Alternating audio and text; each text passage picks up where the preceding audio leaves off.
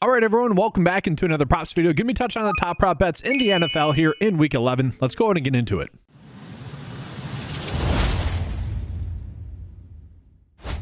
So, guys, I want to start off with a bet that is kind of an interesting line that we currently have. That's the easiest way to put it. And that's because it's popping up on both sites, but on opposite sides on both sites. And so the player I'm talking about here is Pat Freiermuth. Okay, so Pat Freiermuth, we're going to see his line on PrizePicks is currently set at 6. Okay, now we're going to jump into the underdog sheet, and you're going to be surprised at what their line is currently at on underdog. The line on underdog is set at 6.45. So the underdog line, guys, is higher than the PrizePicks line. Now, why is that important? Because underdog does half point PPR, PrizePicks does full point PPR. Underdog should never, ever, in terms of football, have their line higher than PrizePicks. So this is an insanely weird edge where we do have the ability to bet this on both sides of it, where we're betting the under on underdog and betting the over on PrizePicks. And they're both popping up as really good bets. Like, this isn't even like a middle. I mean, it's middle, but a lot of the times we'll be attacking these middles because, like in college basketball, it's been happening a lot. Ashton Genty, it happened on Saturday, where there are pretty massive prop line differences. In golf, this happens a lot where it's off by a full stroke. And so a lot of the times betting on the middle, betting on both sides of it makes sense. But sometimes there's like one side of that bet that's clearly the best option. No, this one is one where it's telling us both sides are a little bit too extreme on both ends of it.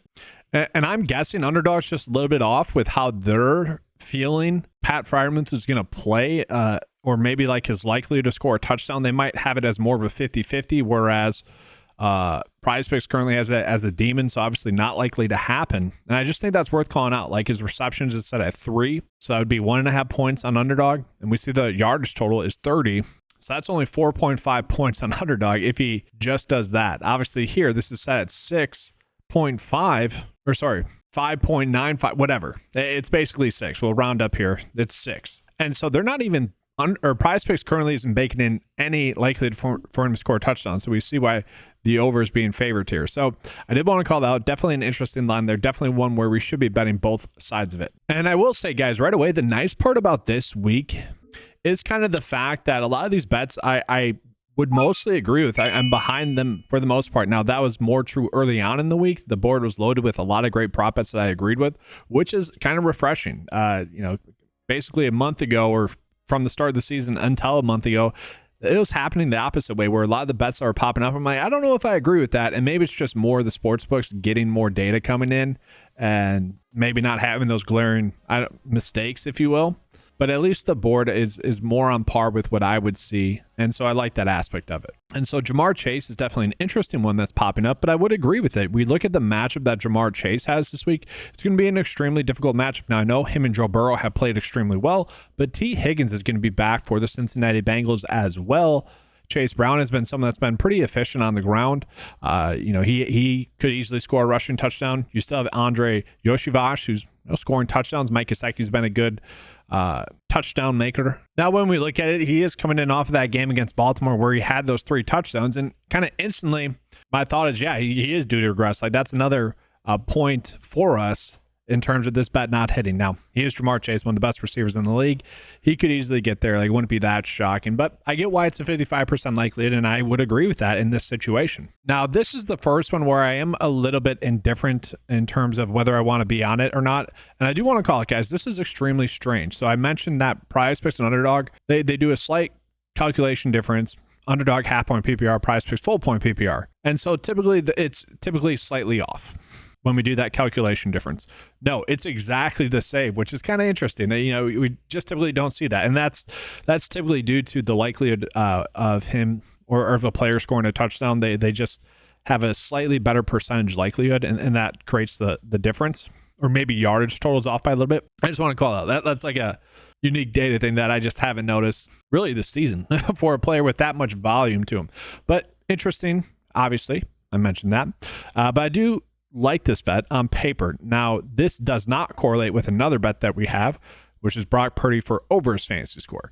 The nice thing about this is if these two hit, we're not getting a reduction in the payout because they don't correlate, which is nice. It's kind of refreshing there. Now, I had the same situation last week where It was Derek Carr over fantasy score, and then I think it was, I forget who it was. It was the tight end. I think it was Juwan Johnson maybe under fantasy score, and then maybe, was it Chris Olave? No, Mason Tipton under fantasy score, and all three of them hit. It was very unique. I'm like, this is strange that these are all popping up. So that's kind of the same situation we have here. Now, the reason I don't like it is because George Kittle, to me, is when he's healthy, you could argue he's the best tight end in the league. I don't think that's like a crazy hot take by any means, but he has looked good thus far this year. Obviously, with Brandon Ayuk being out still, he's out for the season. That really does help out George Kittle. Now, he's probably a little bit more touchdown dependent now that CMC is there, and I would say the production and touchdown likelihood is going to be decreased there. And it's not like this is a difficult matchup going against Seattle, a team that he did have 2 touchdowns against. And so, like, I'm still betting on this one. At the same time, I could see a path where this doesn't hit, especially in the sense that the Brock Purdy over fantasy score of 19 is one of the best bets on the board as well. And that's one where I would be more on board with it. Brock Purdy has been an extremely consistent fantasy producer as well.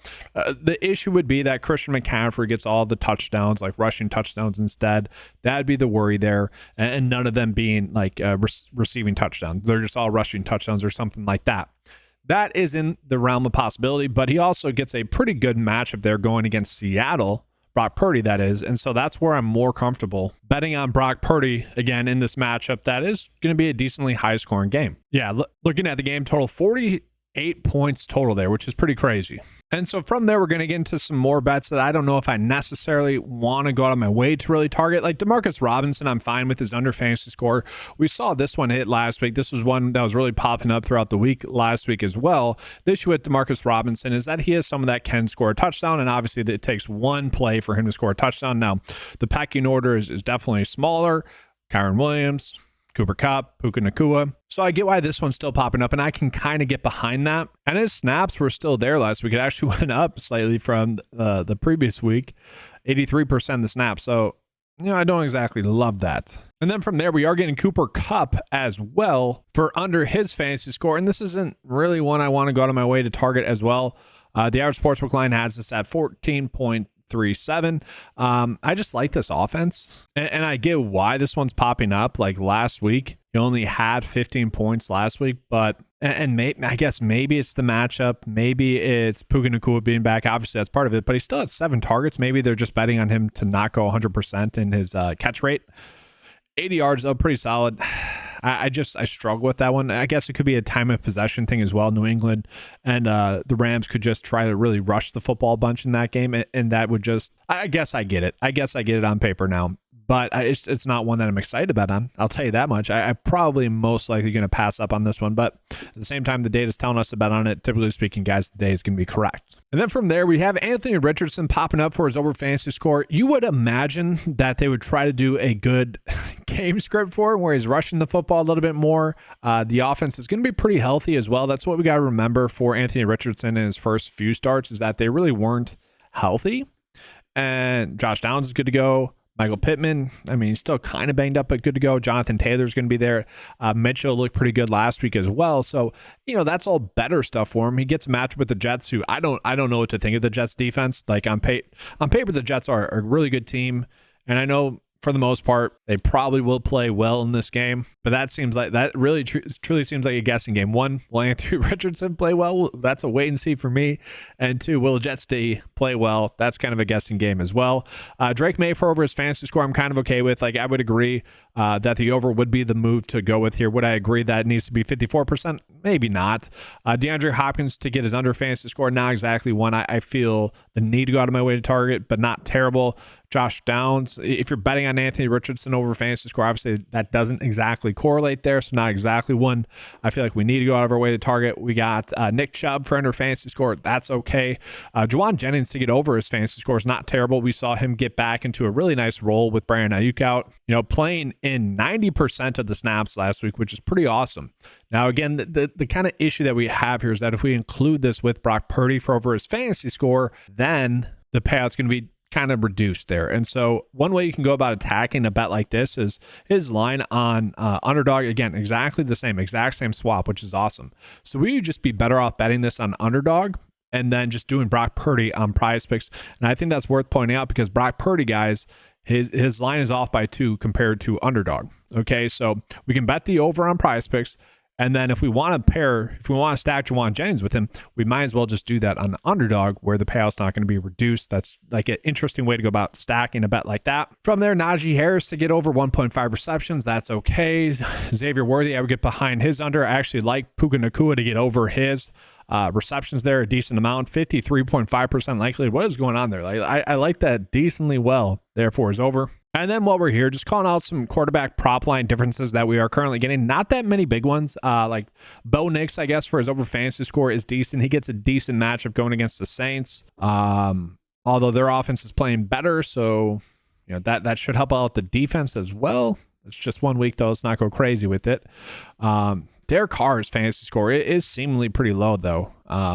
Denver is going against Atlanta, kind of the same matchup to me on paper, but Derek Carr is going against Cleveland, who, again, kind of a defense that should be better than they have been. Derek Carr is just so hit or miss. I don't know if I need to go in on this one, but man, that is a low line for someone that maybe you just need a speed guy in MVS. And also, I've kind of mentioned Taysom Hill being healthy is very good for that offense. So, I don't hate that over fantasy score. This one's interesting. Geno Smith to get his under fantasy score. Geno Smith's been garbage time. Pure garbage time, getting a lot of his production in garbage time. Lots of decent bets, though, on this slate. So, yeah, I do want to call it, guys. This one will not be popping up on the bet of the day, but Puka Nacua to get over 5.5 receptions. I don't know. Like, am I crazy? This one just seems like too easy to bet on. I'm surprised it's not at 6.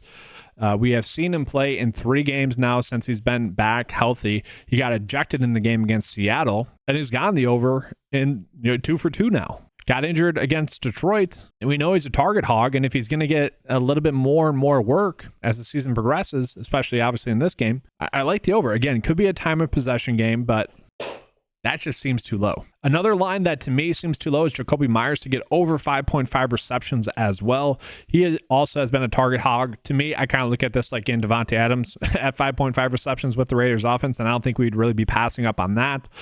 He has been the go-to receiver. He's playing a lot of snaps. Miami looked better defensively last week, but still, this is a very good line here for Jacoby Myers. And so, guys, going to be getting into the PrizePicks bet of the day, but do want to just remind you guys of the promo code that's currently going on the website. Use the promo code Keep Cashing, you get 20% off your first 9 to 5 membership, or if you guys are a returning member, you guys can use that. That's going to be for the first month only, so it's already a $10 membership. I already priced it pretty low for you guys, but if you guys are thinking about giving it a try, it's a nice way to kind of give you guys that access for a little bit cheaper. So I will be getting into the underdog segment here after this, but I want to get into the PrizePicks bets just because I already went through all that. I think it's just easier for you guys to follow along that way. So again, Brock Purdy for over his fantasy score. We are seeing a decent prop line difference between PrizePicks and underdog. Do like the fact that the data is favoring the over. He got this over against Seattle the last time out. This offense is only better, which honestly could be the reason as to why he doesn't get the over. And what I mean is Christian McCaffrey is going to be back, most likely playing more snaps, so that's a little bit of a concern there. It's kind of a weird bet here, betting George Kittle to get under his fantasy score there. The data really likes this one. If you guys didn't want to use that, I get it. J.K. Dobbins to not score a touchdown was another one that's popping up on the board. I didn't mention this, but with Gus Edwards being back healthy, maybe it takes some goal line work away. We'll see. And then I kind of touched on these other ones in depth here. Pratt Freiermuth is obviously going to be on the underdog bet of the day as well, betting the opposite. Let's go ahead and jump on into the underdog bets now. All right, so I already touched on the top bet there with Pratt Freiermuth to get under his fantasy score. The thing with underdog is, guys, they are typically much more aggressive with their lines than its PrizePicks. So typically speaking, we're getting pretty massive edges for their under fantasy scores. I did want to call that out. We have so many, and it's crazy the amount of times like these kind of hit as well. Last week, I think it went 5 for 8. I think if you just bet on the top 8, but over the past month, I've had 1 7 for 8 just based off of the top 8 here, 1 7 for 8, and then one where there was a DNP mixed in there, but it was 6 for 7. So typically speaking, they are hitting. Now we can talk through it. Like Mark Andrews does get a more difficult matchup here going against Pittsburgh.